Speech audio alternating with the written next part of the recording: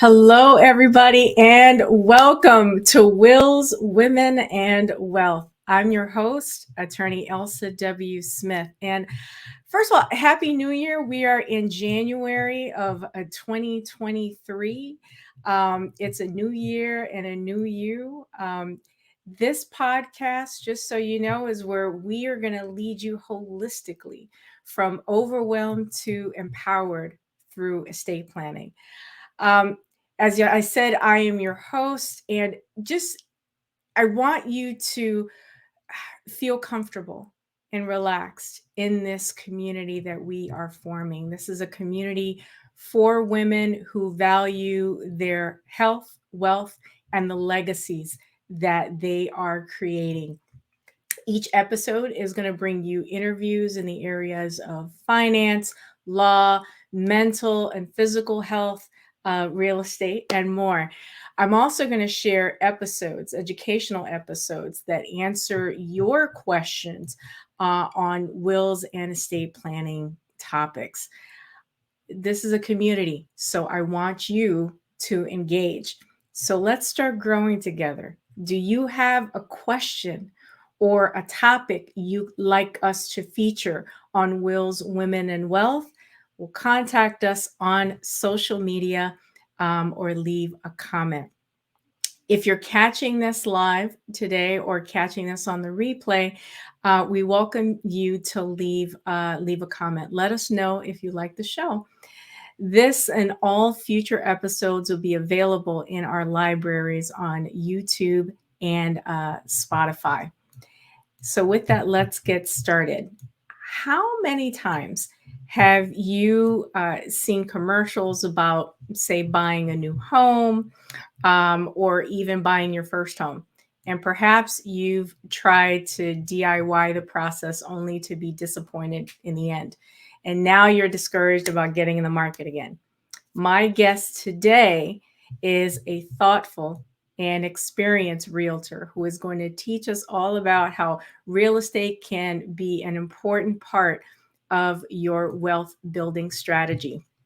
I am pleased today to be joined by Shawanda T. Robinson. But before I bring her on, I'm going to tell you a little bit about her.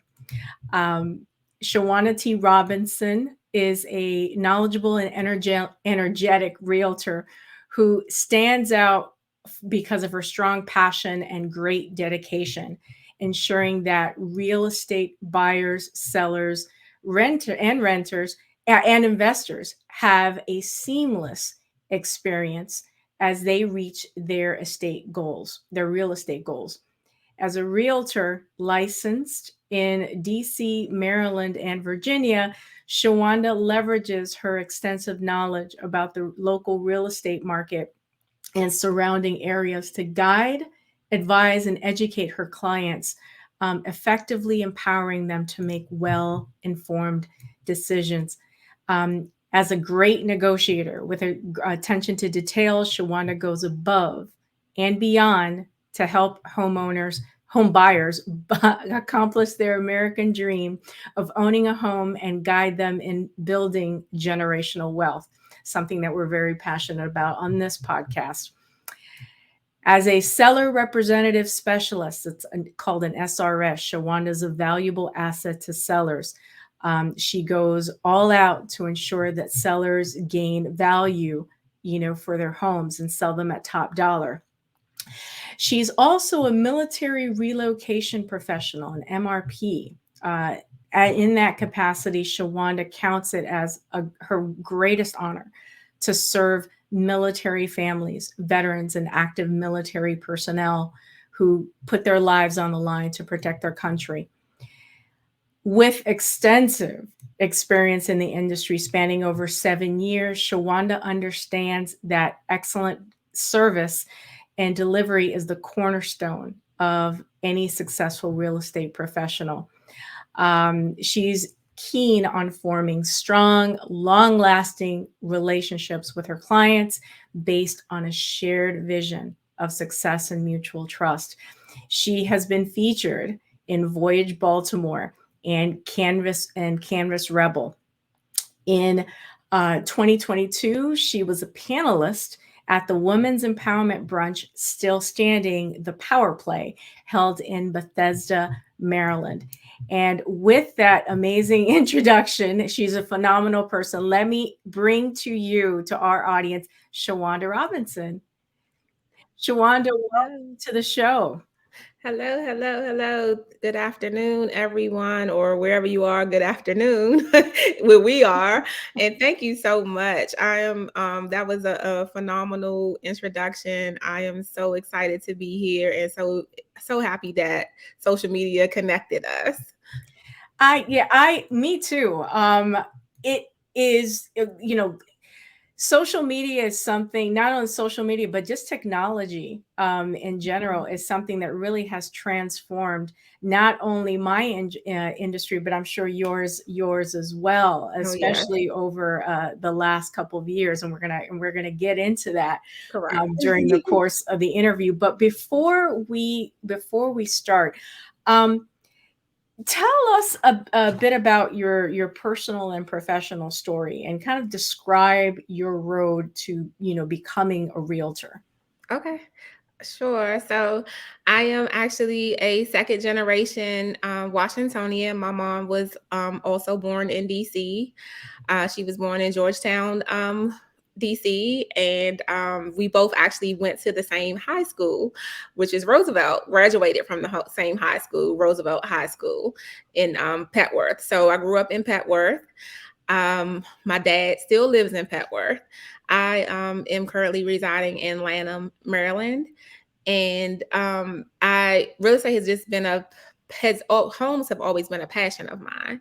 So I would always look at houses, and I wanted to buy houses, and then I was kind of scared, and then I finally actually bought my first house in 2005, actually.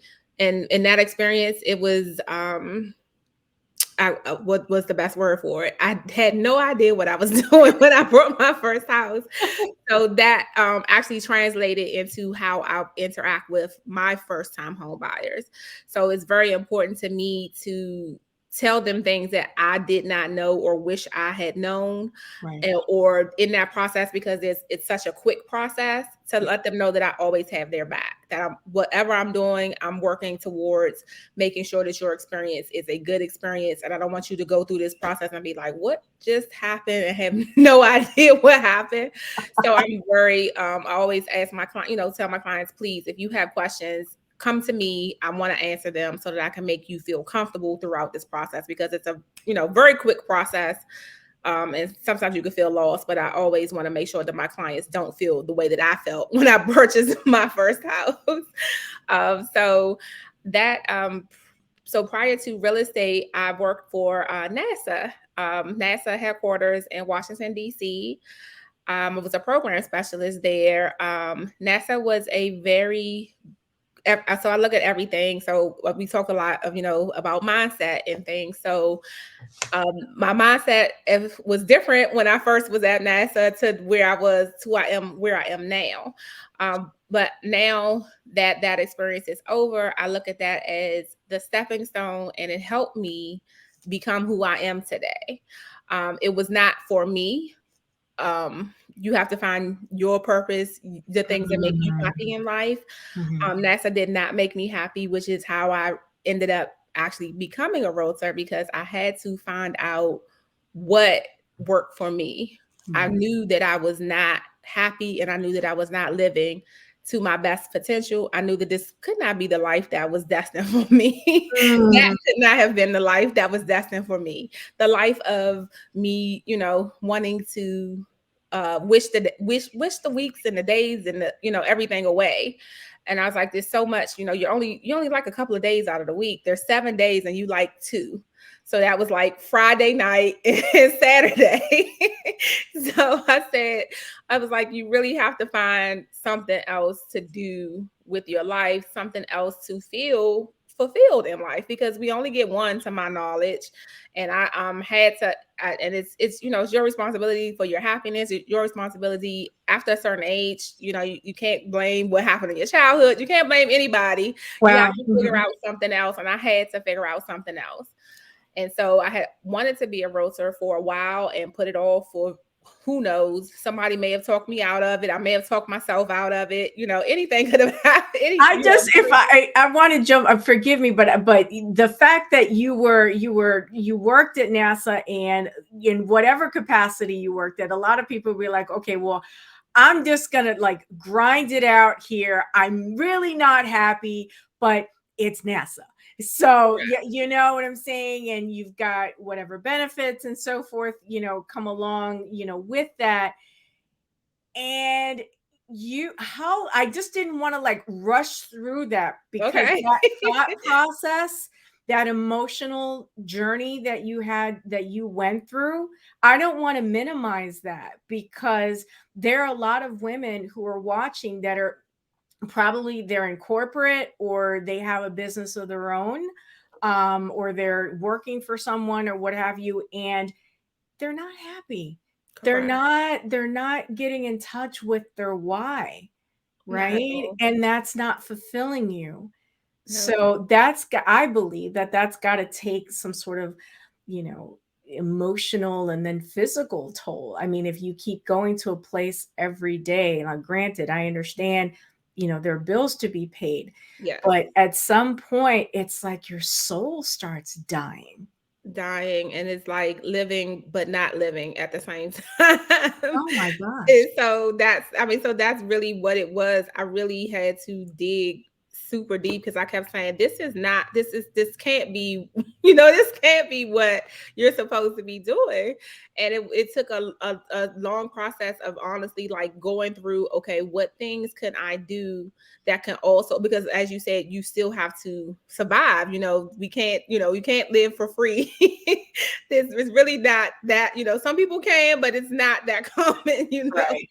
So I was like, well, how, what is it that I can do? What are the things that I enjoy? And so I really pulled out a pad and paper and started making a list of things that I enjoyed, and how that could translate into a career, into a passion, into making money off of these things that make me happy in doing. And real estate. So there were two things at the top of that list. That was real estate, and that was like cooking and catering, because I love to cook for my family and my friends. And so those were the two things at the top of the list. And I was like, well, if you cook, so I really, took a process of the pros and cons of both, and which ones would be better for me. And real estate was the one that because it was something that I had talked about doing for a while and hadn't done. I always loved looking at houses. I had taken interior design classes. All of these things were the reason that real estate topped out cooking, or being a caterer, or opening a restaurant, whatever that could have been. Well, that's important and interesting that you mentioned that, because and for the viewers, you not only had the desire, you had the proclivity to do, like a couple things, but you took it a step further. You took a class in real estate, right? Because it's not enough just to want to do something, but you need to have that backing, that training, to just really solidify it in your mind, whether this is something that you want to do. The last thing you want to do is invest, to go all in and then realize it's not something you want to do. So taking the class and stuff helped you kind of firm up your belief that this is what you wanted to do. Yes. So I was like, okay, real estate, let's do real estate. And so I ended up finding because you have to be a licensed realtor. You're not supposed to practice real estate without an actual license. Some people do. Oh my. You are to take a course and pass a course, and then pass an exam in order to be a licensed real estate agent or a licensed realtor, which are two separate things. However, so I took the class, I went to work, and was still going to work at NASA, and I took a class. So I worked in Southwest DC. My class was on Wisconsin Avenue in Northwest DC. So I would leave work, as soon as I left work, working 10 9-hour days. And then I would go to classes on Tuesdays and Thursdays every night from like 6 to 10 or something like that for at least, I think it was at least 5 months, maybe I did that. And so then after that, passed the course. And then eventually I started my real estate career at a brokerage called Green Line. And I started there. But it took me a minute to activate my license. But yeah, the classes and everything, that was a grueling time because it was work, and work was grueling, and then it was class. So, but yeah, I had to find out. And then after I took the classes, I was like, okay, took a little bit of time. And then I said, well, let me go ahead and activate this license. And I started working. In my first month, I actually started my first ever deal. Like I activated my license in October, and probably a couple of weeks later, I started my first actual deal. Wow. So, Wow. yes, which was real estate is definitely a hands-on. You could probably attest to that in your career. Like you can take all of the, the knowledge of the books and everything, but until you're actually practically working in it, Absolutely. it's hard to, you have to get that experience, that hands-on experience. So it was actually good for me, although it was like, what do I do? What do I do? And I leaned on my broker so much during that time frame because I literally just started. So I had really no idea other than what was taught in class. But it was a great experience. And my buyer did not even know until the day after we closed. We sat down and had dinner, and I told him, and he was like, really? This was your first deal? And that was so, that was empowering because it was like he had no idea. Now, Shawanda, wait a minute. It seems like everything has happened like this whirlwind, like you pass, you get your license in October, then boom, you got your first deal going. Again, I'm just, because I know the people are watching me like, oh, it's a fairy tale story. No. Were you still at NASA at the time, or had you already transitioned when you got this deal? I just want to Yes. So for clarity, I definitely was still at NASA when I got this first deal. I stayed at NASA. I got licensed officially in October 2015. Started in DC, and then I stayed at NASA for almost a year later. My last day at NASA was September 30th, 2016. Mm-hmm. So it took me a year of working real estate. I say this to people all the time, if I had the type of, people think sometimes when you have a government job that it's just like you're just twiddling your thumbs, you're relaxing. I want to first say that 95% of the government does not operate on the mindset of, oh, good government, and you just, relax and chill at work. But government workers work, okay? And I definitely had the type of job where if I had that type of job, I probably would have, still kept the job and still did real estate if I had the type of job where I could have accommodated doing both.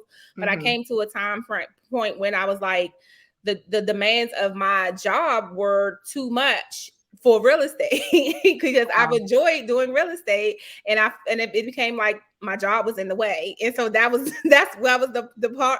thing that happened. It was like, okay, you have to make a decision because you're not going to be able to do both because of the demands of the job full throttle. And I wanted to, again, I was like, I really like it. I think, and I'm in my mind, I was like, you can do this. I started getting deals. I started social media.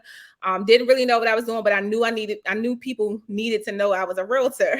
So I started with posts. I started, figuring out things to post and showing my activities at open houses, going to show houses. Well, wait a minute now, because I'm going to stop you there, because now I want, for everybody following. So now you're all in. You've made the transition.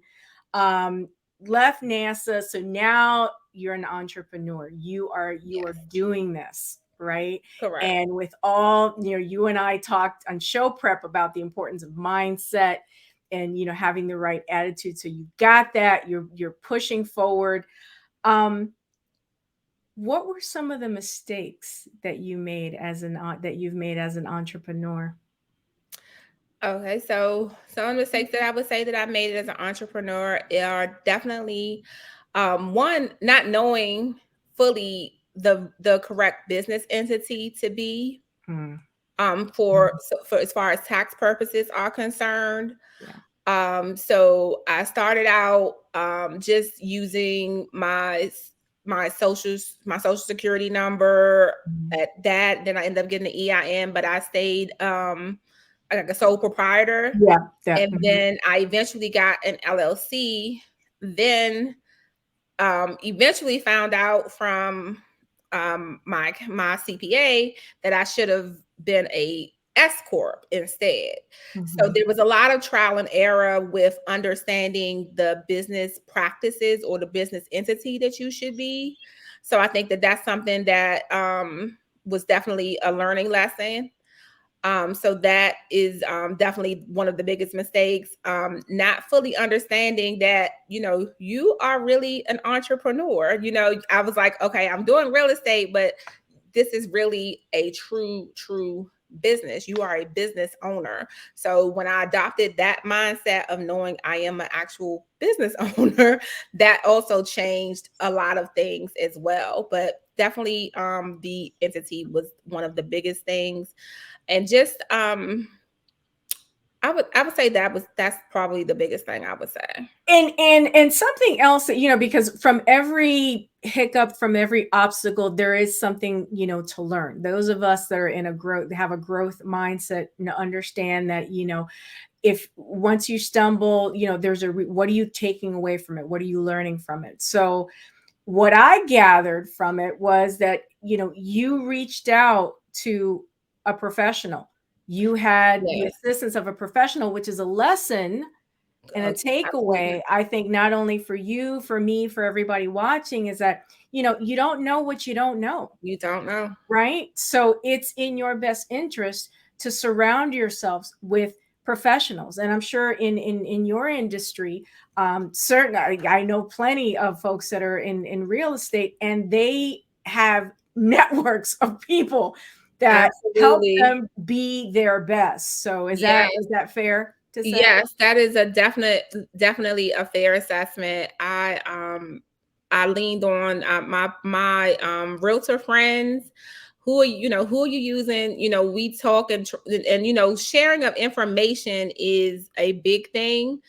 You can't find out stuff and like hold it to yourself. You have to pass it along. So I definitely leaned on um all of my realtor friends, found a great tax professional who could help me with all of my situations because I didn't do things the proper way and get me on the right track because it was definitely a learning lesson. However, I know now, I know now, and I can say to other people because a lot of realtors do, create LLCs. However, I had to switch from the LLC for the reasons of this, of tax purposes, because you're still taxed as a sole proprietor when you are LLC, is what I learned but I'm not a tax professional, so don't take that as tax advice. I really, yeah, neither am I. Please consult your tax professional. Correct. One of But them for maybe me, watching right now. right, for me and my tax professional, we chose that to go a different route of other than the LLC. Well, Shawanda, now you were on this journey before, long before 2020. Yes. How did the pandemic affect your business? And the follow up to that is, how did you pivot? Yeah. So when the pandemic happened in March 2020, Mhm. um, I was in the middle of several different deals, working with several different buyers.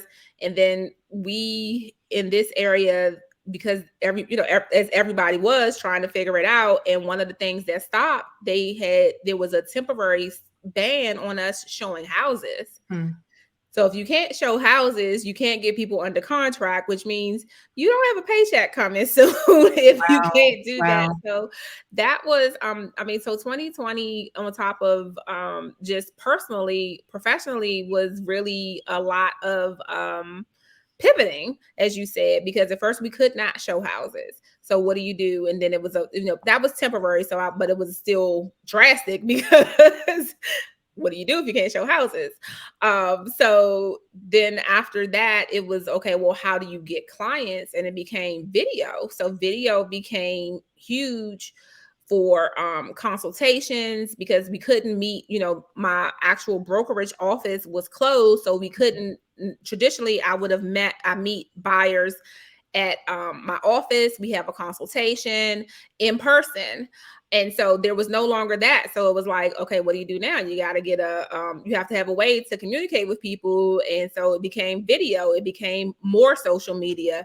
It became finding things to connect with people who were going through things, providing services. I did a few things in the pandemic, such as because, salons were shut down. So I I know. talked to some of my some people who do my esthetician, people who do eyebrows, and people who do hair and nails, and we did a Zoom just dedicated because people couldn't get to the salon. So people grew their eyebrows back out. Your nails were no nails. You had to start doing your own things, but people needed that service. So that was one of the services that I did provide during that time of just coming from, we are all trying to get through this.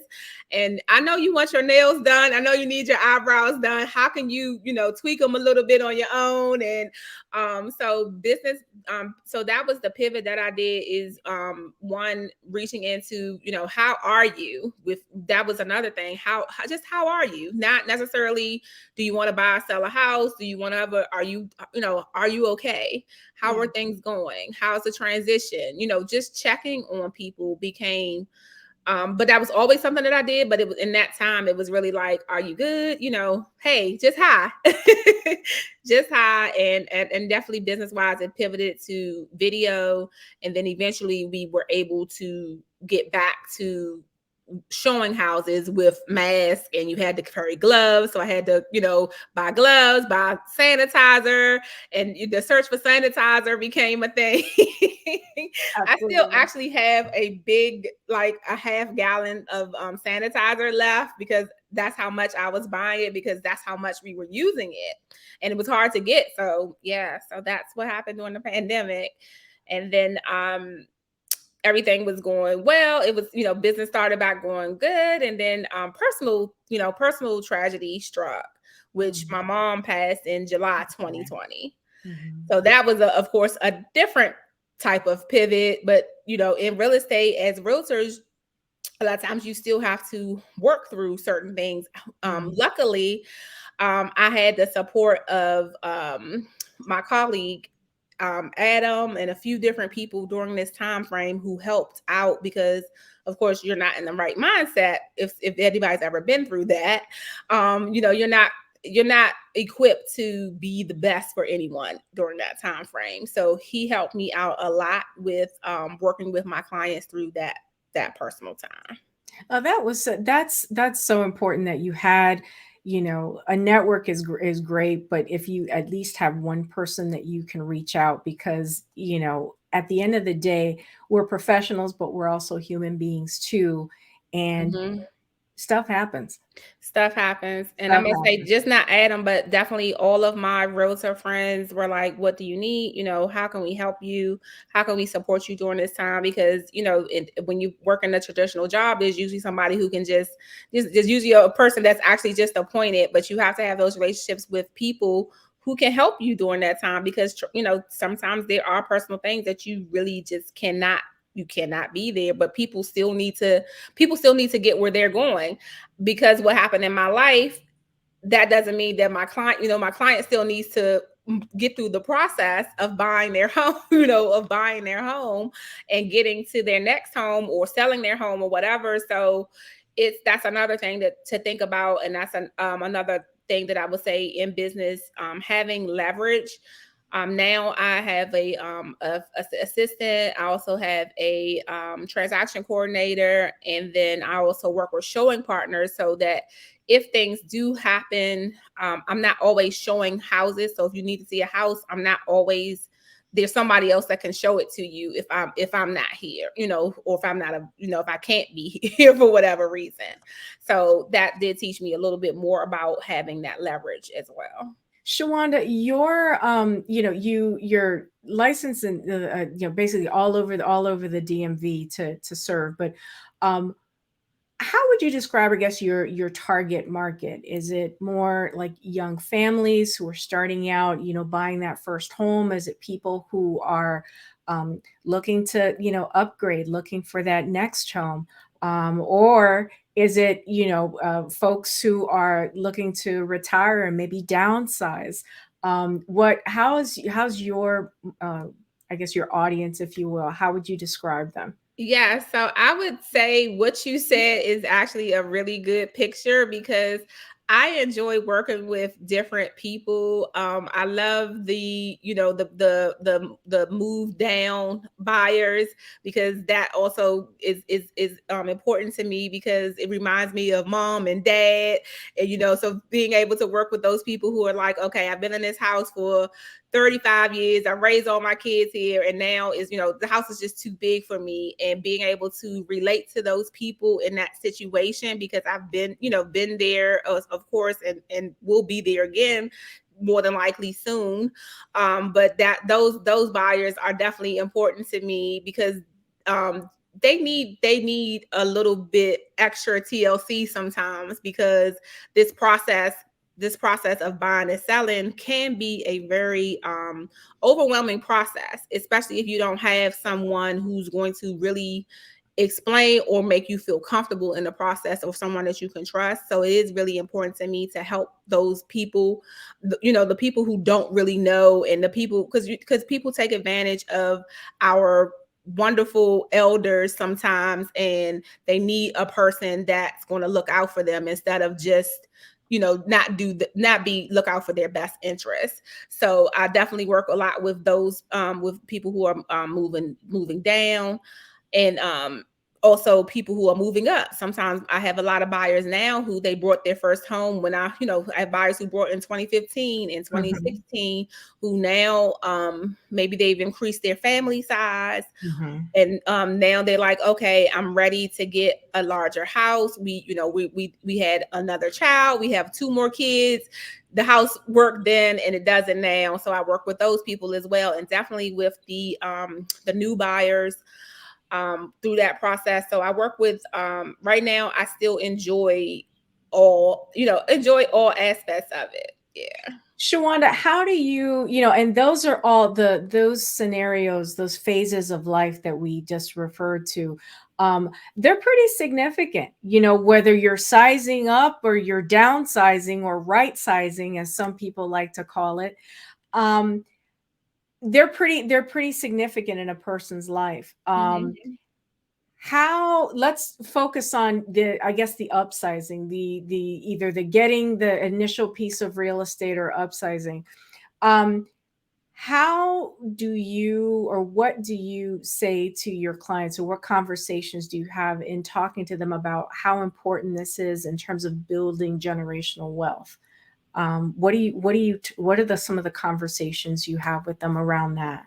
Yeah, so absolutely. So recently I've been working with a young couple that they haven't started having children yet. They're married, but this is the perfect time for them, and they also understand that what they get now, I'm focusing them on not just right now but future, right? So it's okay to not have the biggest house, your first house.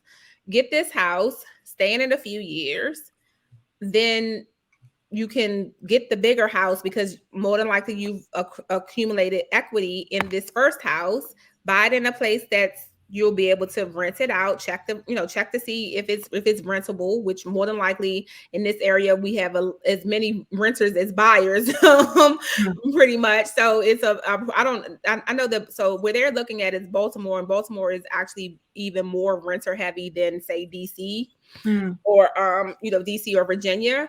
But the thing is, you have to start somewhere, and that's why the term starter house came. We somehow got away from being able to like get the house and then say, okay, well, I'll get my next house. It's even though you have a 30-year mortgage, you're not dedicated to stay there 30 years. You don't have to stay there 30 years. You still have to pay them. You have 30 years to pay the mortgage, but you don't have to physically remain in the house for 30 years. And it's best to, get a house, a starter house. And then if you want to rent it out, or if you sell it, whichever one works best, because some people it's best for them to rent it out. But that's easier than coming up with an investor loan down the line. Because if you purchase your house, you've lived in the house, and then you decide, oh, I want another house, that house you can turn into an investment property easier than coming up with what you would need for investor loans, say 10, at least 10-15%. When you purchase your first home, you usually probably put down 3 to 5%. So that's a big difference in how much cash you need to get an investment.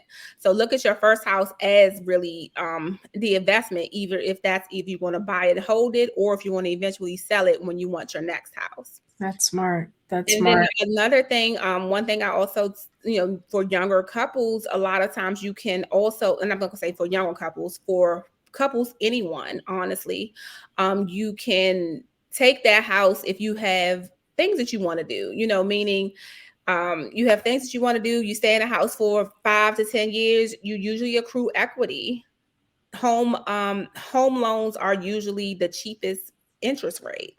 So you can always still, whether that is you want to like send a child to school, if you want to start a business, if you want to buy a new car, it's still usually always better or cheaper to purchase it through a mortgage, because that's usually always the cheapest and the lowest, that is, interest rate, opposed to a credit card. A house loan is, right now we're in like 6s, 5 and 6s.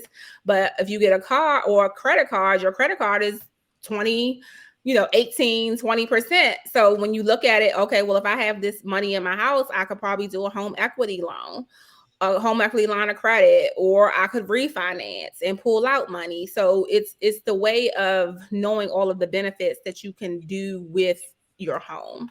So I try to stress that to my clients. That's wonderful. One of the things that I know that you are involved in, that part of my law practice involves probate or estate administration. And many times there's a piece of real estate, the decedent's home either needs to be sold, or a decision needs to be made about the home, but a lot of times it's usually sold.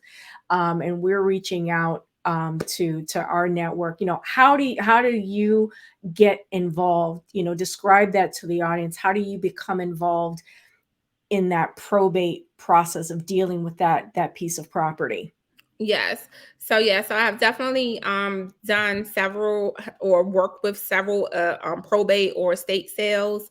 Most recently, I did one in Bowie.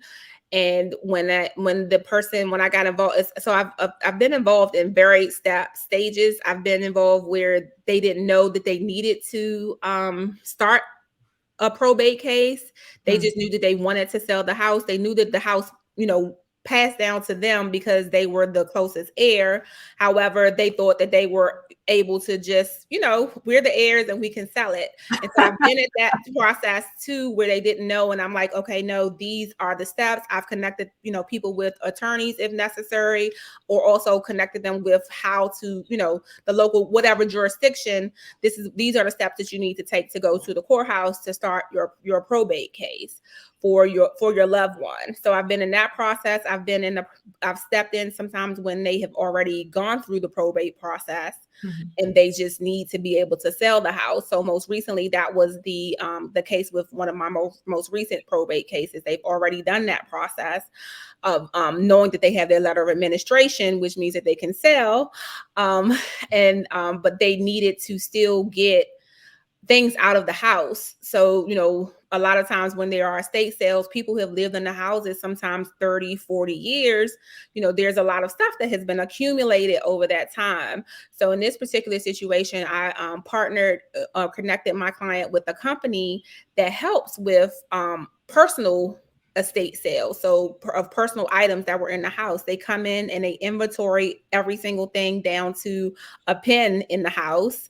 And then they see what they can sell, and they do an online estate sale and an in-person estate sale. And then whatever they can't sell, they will donate to charity or trash, which takes a huge burden off of people who are already grieving.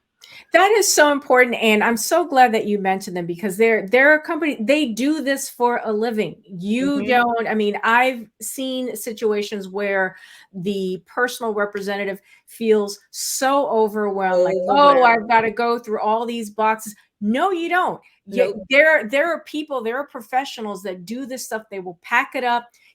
People are concerned, oh, they're just going to trash everything in the house.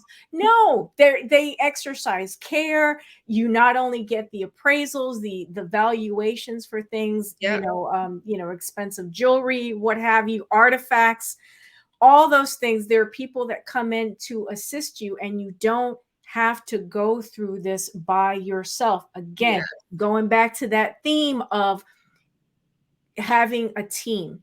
Around you. Yes. And this process, so I just want to speak to also that the importance of what you do in having people plan this process instead of them having to go through a probate, because it is a time when people are the most vulnerable.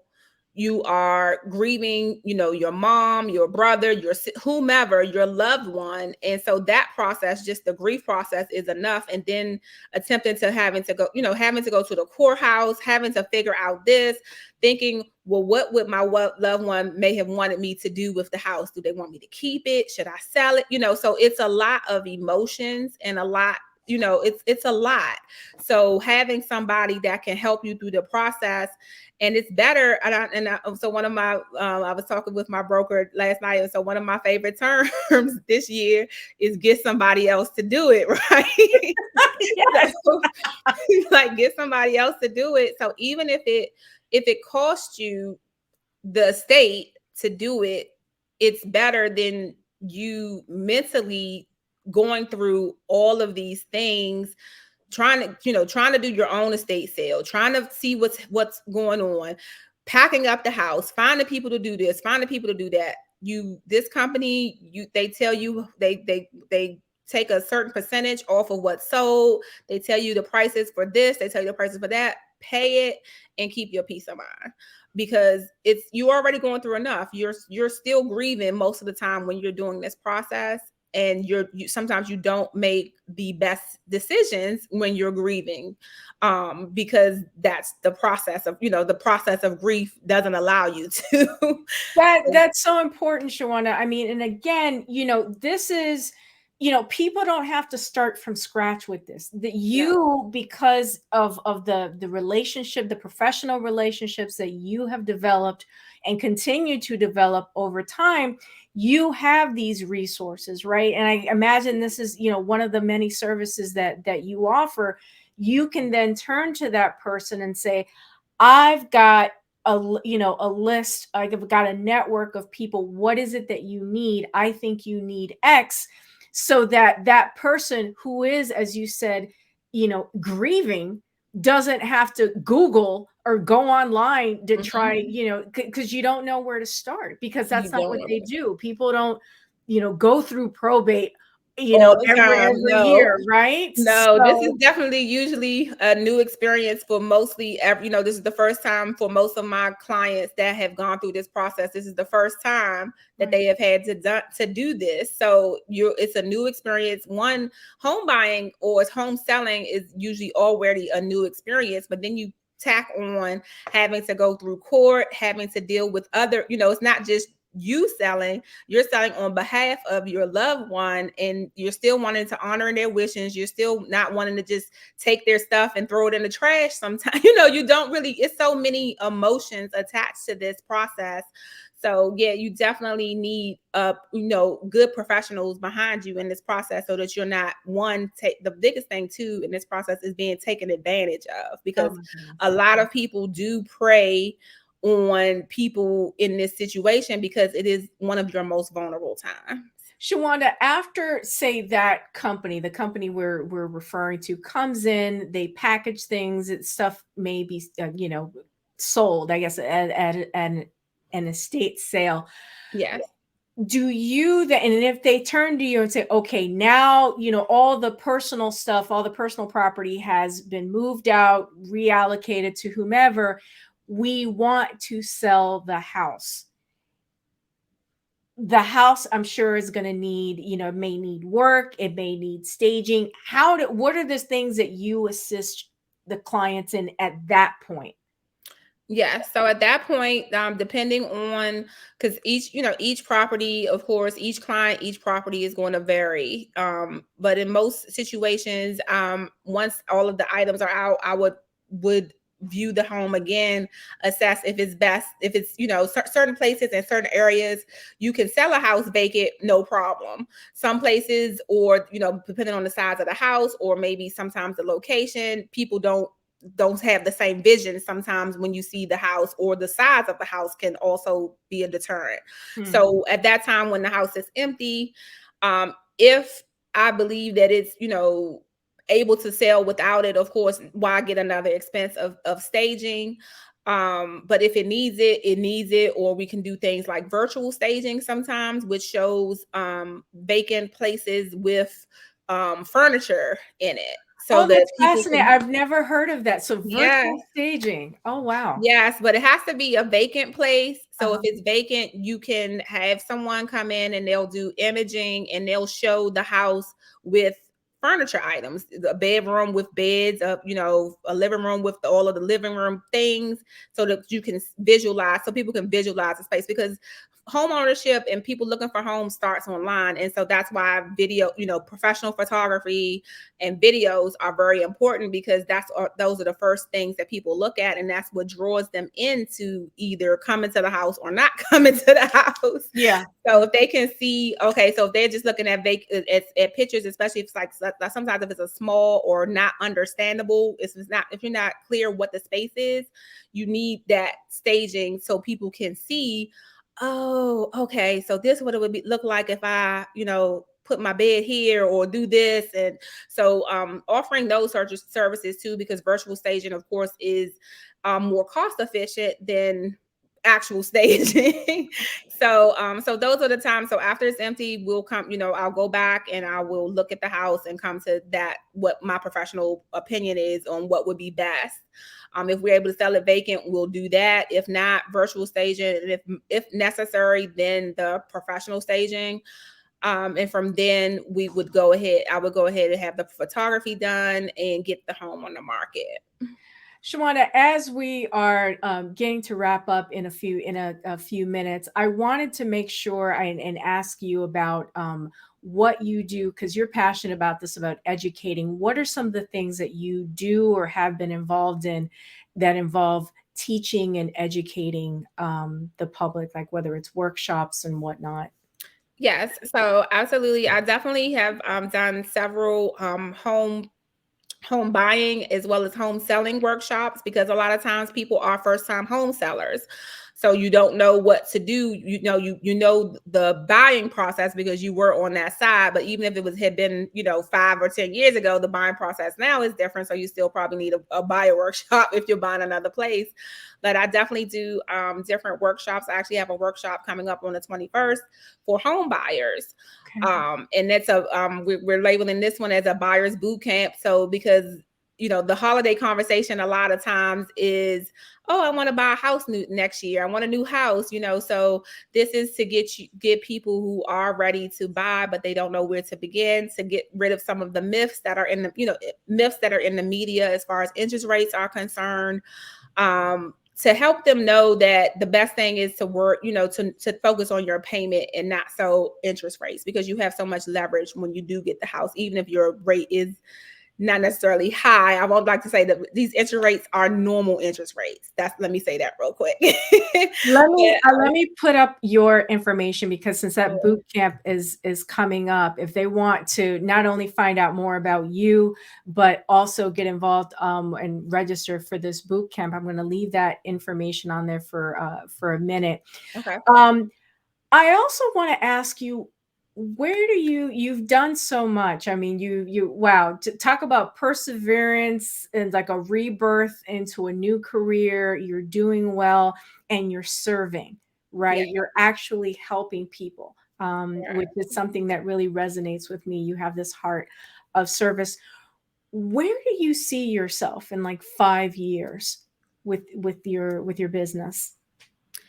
So in 5 years, I would definitely say that I see myself still definitely helping people with buying, selling, investing. I'm also I would definitely think that I'm going to lean more in these next 5 years into mentorship, because that is something that I am now started at the end of 2022 with mentoring agents, because as like I said, I learned a lot.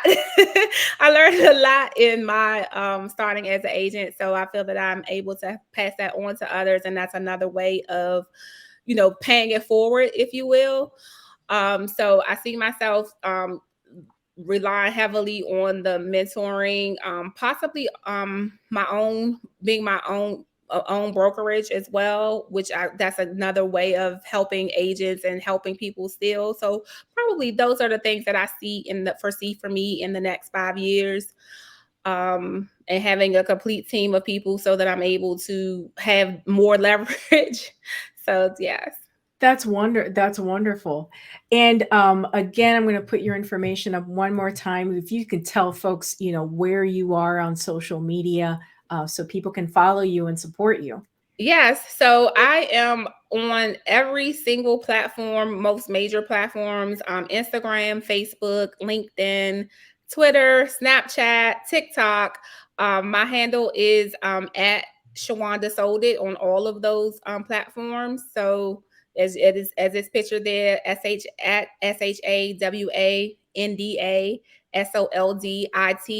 You should be able to find me on every one of those major platforms there. Wonderful.